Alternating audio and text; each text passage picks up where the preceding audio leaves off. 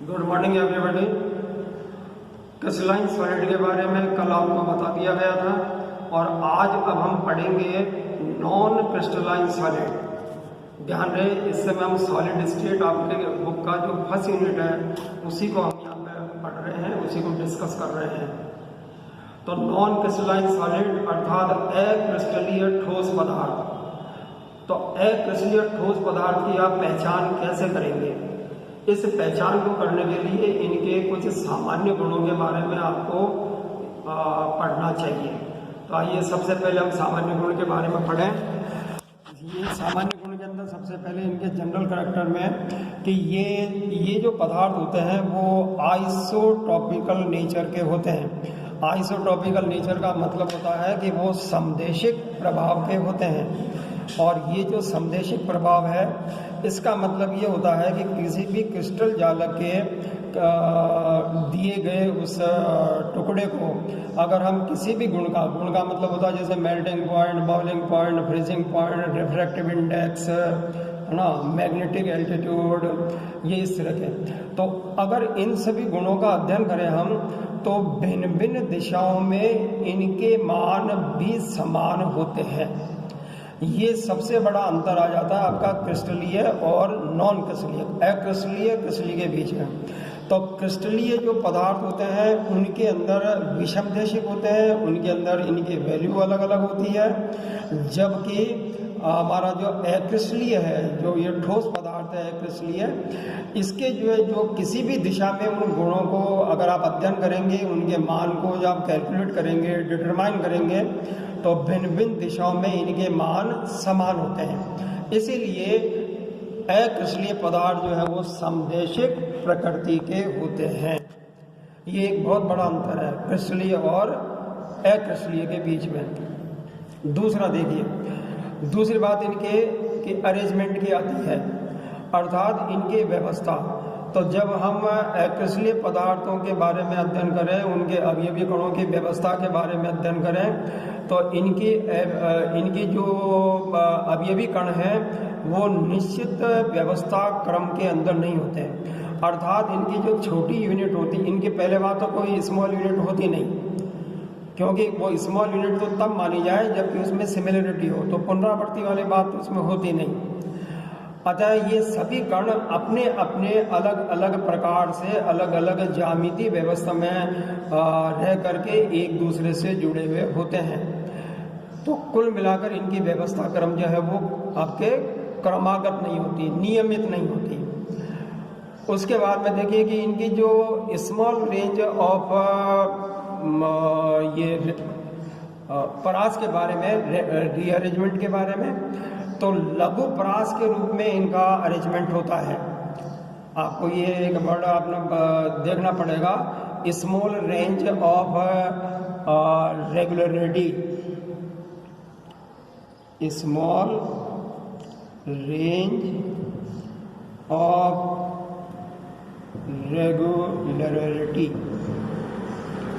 तो small range of ये regularity जो होता है इसका मतलब होता है कि ये कुछ नियमितता तो होती है, लेकिन नियमितता क्या होती है कि लघु होती है, मतलब स्मॉल होती है। उसके बाद में फिर क्रम टूट जाता है और उसके बाद फिर कणों की व्यवस्था और दूसरी ज्यामिति के अंदर आ जाती है।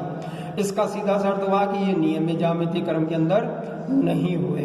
अब इनके कुछ एग्जाम्पल के बारे में, तो एग्जाम्पल आपको ये प्लास्टिक है, रबर है, रेजिन है, ग्लास है, कांच जिसे हम बोल रहे हैं, ये सभी अक्रिस्टलीय ठोस पदार्थ कहलाते हैं। और अब हम ग्लास के बारे में विशेष जानकारी लेंगे।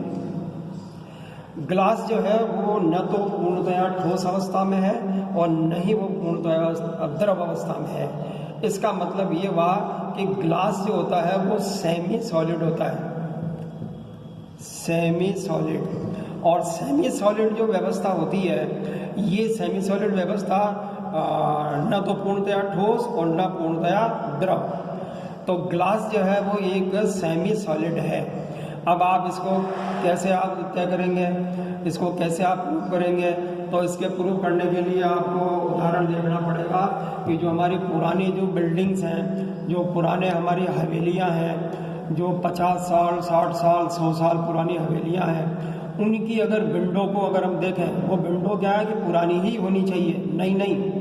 तो पुरानी विंडो के अंदर जो कांच लगे हुए होते हैं, आपने देखा होगा कि पुराने जो हवेलियों में जो कांच होते हैं वो रंगीन भी होते थे, कलरलेस भी होते हैं और रंगीन भी होते हैं, रेड कलर का, येलो कलर का, ब्लू कलर का। ये तो उन विंडो के कांच की अगर आप निचली सतह को देखते हैं, नीचे के सिरे को, तो नीचे का सिरा आपको मोटा दिखाई देगा और ऊपर का सिरा जो है वो पतला दिखाई देगा। इसका मतलब कि इनके अंदर इनके कणों में बहने का गुण हुआ, ये प्रवाह हुआ।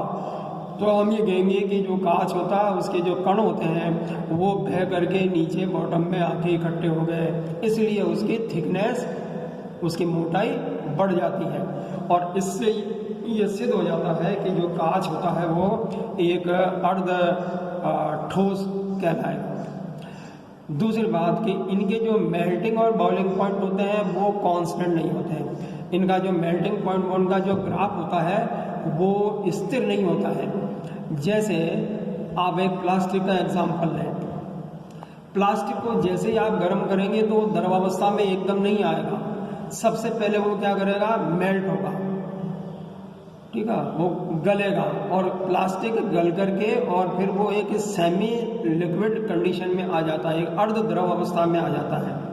और अर्ध द्रव अवस्था को फिर आगे और आप गर्म करेंगे तो पूर्णतः वो द्रव में परिवर्तित न होकर के उसके बजाय फिर वो एक ठोस पपड़ी के रूप के अंदर आपको दिखाई देगा, अपर सरफेस जो होती है वो। तो इसका मतलब ये हुआ कि इनके जो मेल्टिंग और बॉइलिंग पॉइंट है वो कांस्टेंट नहीं है। ये इस अक्रिस्टलीय पदार्थ की एक और विशेषता हुई। तो अक्रिस्टलीय पदार्थ में और क्रिस्टलीय पदार्थ में क्या अंतर है, ये प्रश्न आपसे पूछा जा सकता है, आप नोट भी कर लें कि क्रिस्टलीय और अक्रिस्टलीय पदार्थों के मध्य कोई दो अंतर बताइए। तो पहला अंतर आपका समदेशिक और विषमदेशिक, अर्थात क्रिस्टलीय जो पदार्थ हैं वो विषमदेशिक हो गए और समदेशिक हो गए, और जो आपके क्रिस्टलीय पदार्थ जो होते हैं वो तो विषमदेशिक और अक्रिस्टलीय जो पदार्थ होते हैं वो समदेशिक हो गए। और दूसरा अंतर इनके कणों की व्यवस्था में, अर्थात क्रिस्टलीय पदार्थों के अंदर व्यवस्था का क्रम एक निश्चित होता है, उसमें एक नियमितता होती है, जबकि अक्रिस्टलीय के अंदर ये अनियमित व्यवस्था होती है। ये दो बड़े अंतर हैं जो आपसे पूछे जा सकते हैं। तो ये हुआ आपके क्रिस्टलीय और नॉन क्रिस्टलीय पदार्थों के बारे में, ठीक है। चलिए अब आगे हम बढ़ते हैं। टॉपिक अब आपका इसी ठोस अवस्था के अंदर आ जाएगा आपके क्रिस्टलीय लैटिस और यूनिट सेल। क्रिस्टलीय लैटिस और यूनिट सेल क्या होते हैं? तो सबसे पहले हम आ जाते हैं क्रिस्टलीय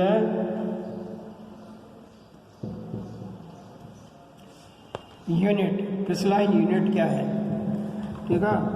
तो ये क्रिस्टलाइन यूनिट क्या है, सबसे पहले हम इस बात को देखें। ये यूनिट से मतलब है क्रिस्टलाइन यूनिट सेल से है, यूनिट सेल, ठीक है। तो ये यूनिट सेल क्या है, इसकी परिभाषा को देखिए आप। यदि हम क्रिस्टलीय पदार्थों के इस एकक कोष्ठिका, इसको हिंदी के अंदर बोलते हैं हम एकक कोष्ठिका, इसे एकक कोष्ठिका भी कहा जाता है। तो एकक कोष्ठिका की परिभाषा क्या होगी, इसके लिए आपको क्या करना पड़ेगा कि एक्सरे विवर्तन अध्ययन के द्वारा किसी क्रिस्टलीय पदार्थ के कणों की व्यवस्था को देखा जाना चाहिए। तो जब हम एक्सरे विवर्तन अध्ययन के द्वारा एक्सरे डिफ्रेक्शन मेथड से किसी क्रिस्टलाइन सॉलिड को उनकी व्यवस्था का अध्ययन हम करते हैं, तो वो व्यवस्था उनके त्रिविम जालक के रूप में, अर्थात एक्स, वाई और जेड एक्स पर उन कणों की व्यवस्था का क्रम क्या है, इसको हम बोलते हैं त्रिविम जालक, ठीक है। अब ये जो त्रिविम जालक व्यवस्था होती है वो पूरे क्रिस्टल के अंदर हमें देखनी है। तो अब हम ये बताएंगे कि उस पूरे जालक अवस्था में जो सूक्ष्म इकाई है, जो नियमित क्रम की सूक्ष्म इकाई है, वह सूक्ष्म इकाई पूरे क्रिस्टल के अंदर पुनरावृत्ति करके एक बड़े आकार के रूप में हमें दिखाई देती है। तो ये जो सूक्ष्म इकाई है इसी को हम उस क्रिस्टल जालक की एकक कोशिका कहते हैं।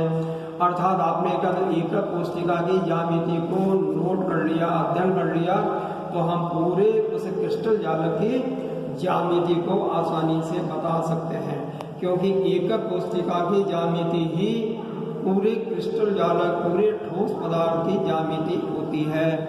ये एकक कोशिका के बारे में तो नियमित होता है इनमें, और ये नियमित क्रम जो है ना पुनरावृत्ति में होता है, ये दीर्घ परास में होता है। लॉन्ग रिपीटेशन, लॉन्ग आपके रेगुलरिटीज, तो ये जो लॉन्ग रेगुलरिटीज है उसमें ये कण जो है वो व्यवस्थित होते हैं, क्योंकि इनकी ज्यामिति एक जैसी होती है, इसलिए पूरा क्रिस्टलीय पदार्थ हमें समरूप दिखाई देता है। इसे हम समरूप जालक व्यवस्था भी कह सकते हैं। तो एकक कोशिका जो है वो समरूप जालक के रूप में होती है। और ये जो एकक कोशिका जब हम बात करते हैं जालक की, तो इसको हम बोल देते हैं आपके ये स्पेस कॉन्फ़िगरेशन। एक ये वर्ड आ जाएगा स्पेस कॉन्फ़िगरेशन, अर्थात अंतरिक्षीय जालक व्यवस्था। तो ये अंतरिक्षीय जालक व्यवस्था कब होगी?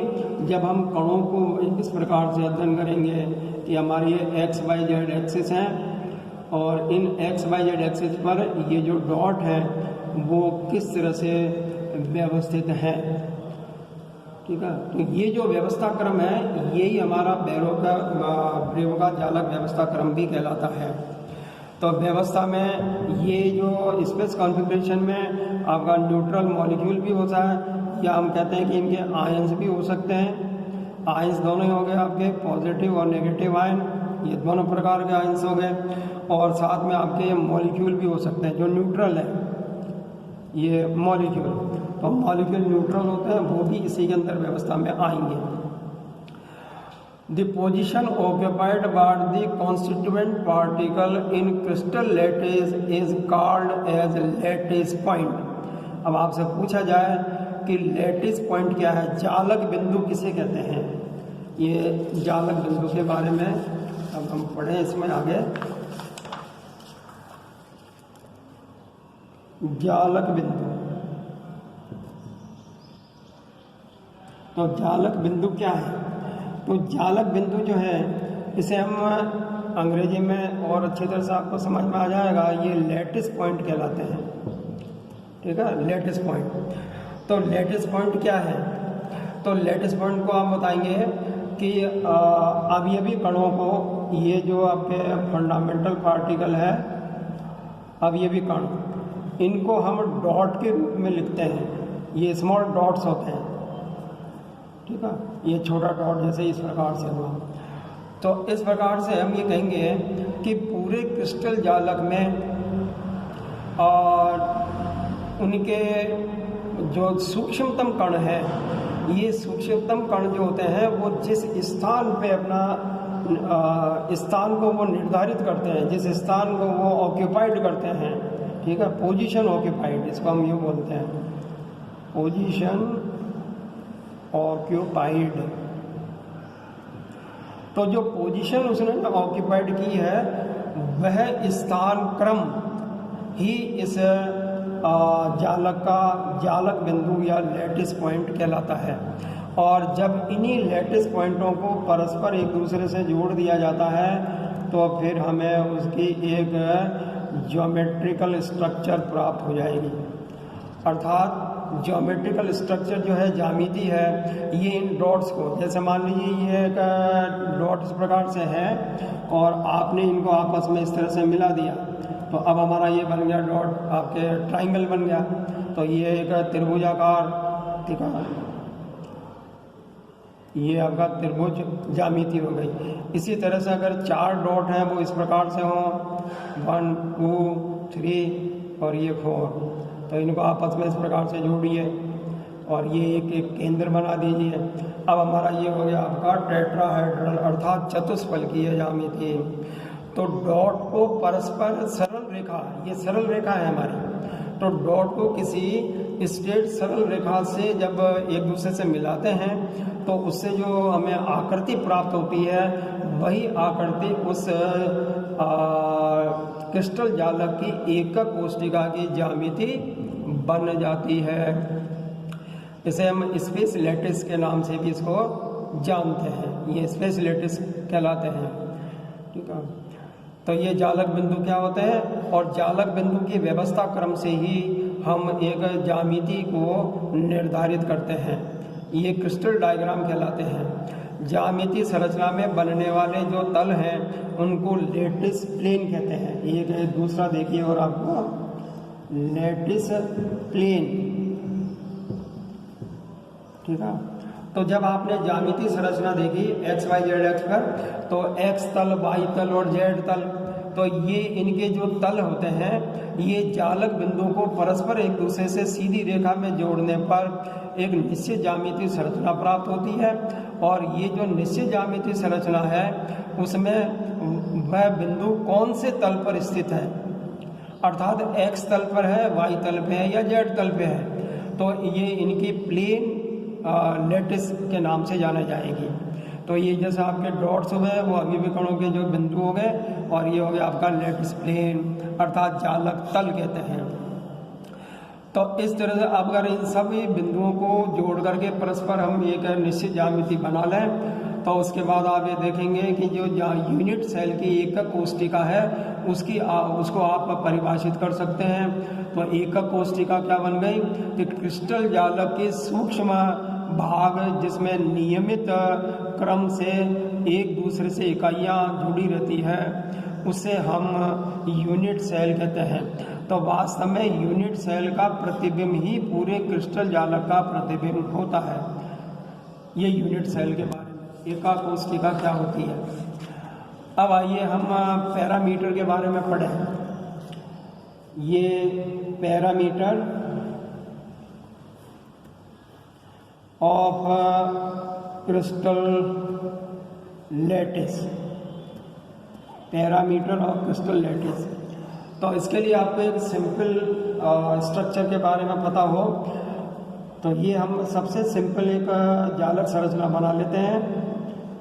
ये एक सरल घनाभ, एक सिंपल क्यूब स्ट्रक्चर होगी, ये एक सरल, और ये इनके कॉर्नर पर ये डॉट है, ये जालक बिंदु हैं, ये इसके जालक बिंदु हो गए। तो 8 जालक बिंदु हो गए आपके, 8 इस पे कॉर्नर हो गए।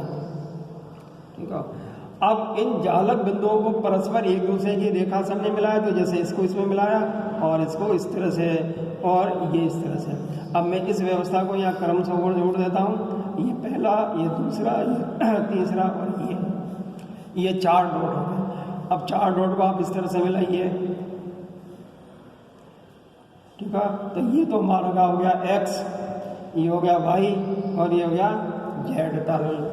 ठीक है, तो किन्हीं 2 बिंदुओं को परस्पर सरल रेखा किस अक्ष के ऊपर है वो आपके इसमें निर्धारित हो जाती है।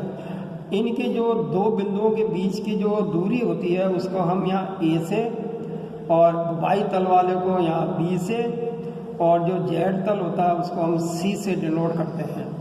तो ए बी सी जो है वो एक्स वाई और जेड तल पर स्थित किन्हीं 2 बिंदुओं के बीच की लंबाई हो गई, ये लंबाई कहलाएगी। और अब बात आती है कि इन दोनों सरल रेखाओं को परस्पर एक दूसरे से जोड़ने पर जो हमारा ये कोण बनेगा थीटा। तो ये जो थीटा कोण है ये इसको कहेंगे यहाँ पे एल्फा, ये एक्स और वाई के बीच में, और ये वाई और जेड के बीच में, इसको आप बता दीजिए बीटा। इस तरह से जेड और एक्स के बीच में बनने वाला कोण हो गया गामा। तो एल्फा बीटा गामा ये कहलाएंगे आपके कोण। ठीक है, तो परस्पर सरल रेखाओं को मिलाने पर हमें एक ज्यामिति प्राप्त हुई, ये अंतरिक्षीय ज्यामिति, त्रिविम ज्यामिति, और ये इनके कहलाएंगे पैरामीटर। पैरामीटर क्या हुए, हम बोलेंगे कि इस क्रिस्टल जालक के जो बिंदुओं के बीच की लेंथ क्या है, तो लेंथ में बता देंगे आपके ए बी और सी। और आपसे पूछा जाए कि इनके बीच का जो एंगल है वो क्या है, तो एंगल कौन कौन से होंगे, एल्फा बीटा और गामा। ये एल्फा बीटा गामा जो है वो कोण हो गए। तो ये इनके कहलाते हैं पैरामीटर। ये पैरामीटर का मतलब ये है।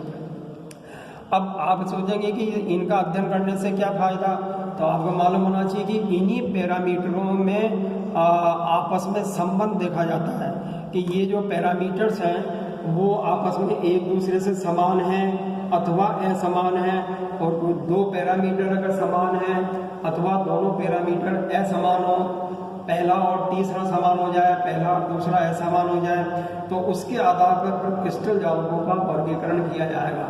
अर्थात जालक संरचना का वर्गीकरण हम इनकी पैरामीटर्स के आधार पर करेंगे।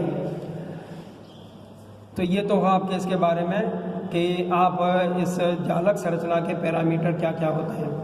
अब हम सीधे आ जाते हैं आपके यूनिट सेल पर कि एका कोष्ठिका क्या होती है।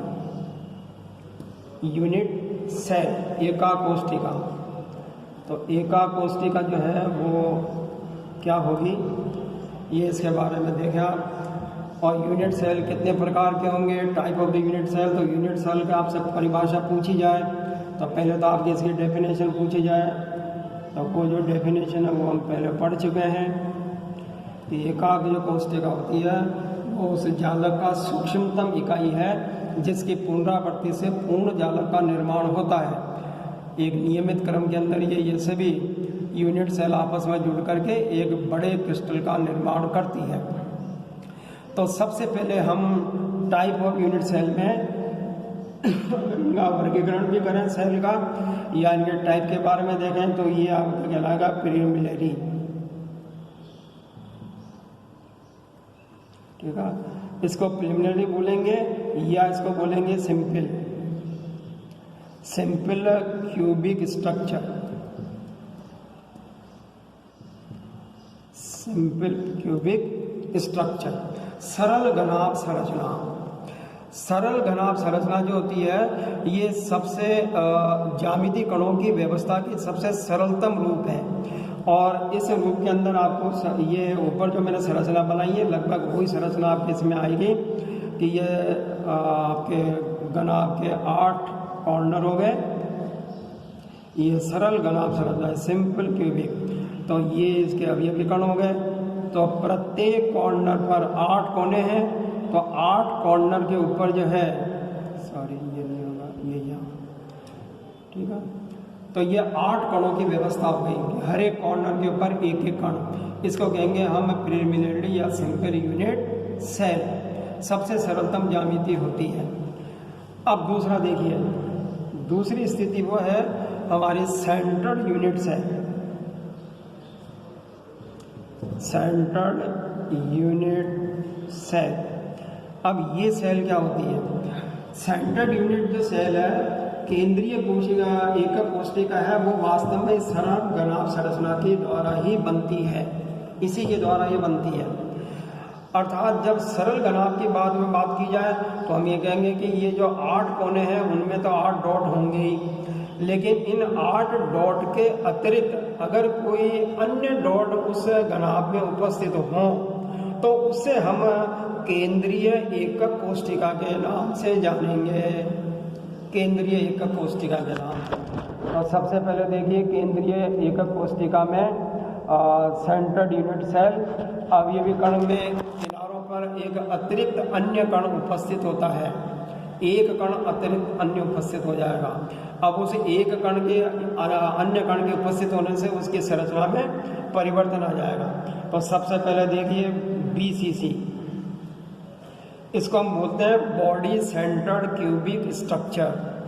Body centred cubic structure. तो बॉडी सेंटर्ड क्यूबिक स्ट्रक्चर में क्या होता है कि ये जो हमारी घनाभ संरचना बन रही है, इस घनाभ के केंद्र में एक डॉट उपस्थित हो जाएगा। ये हमारे डॉट तो है ही, और इनके अलावा एक डॉट जो है ना वो केंद्र में उपस्थित हो गया।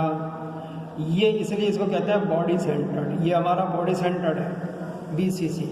तो एक गोला अतिरिक्त आने के कारण ये जो व्यवस्था है वो BCC बन गई, बॉडी सेंटर्ड क्यूबिक स्ट्रक्चर।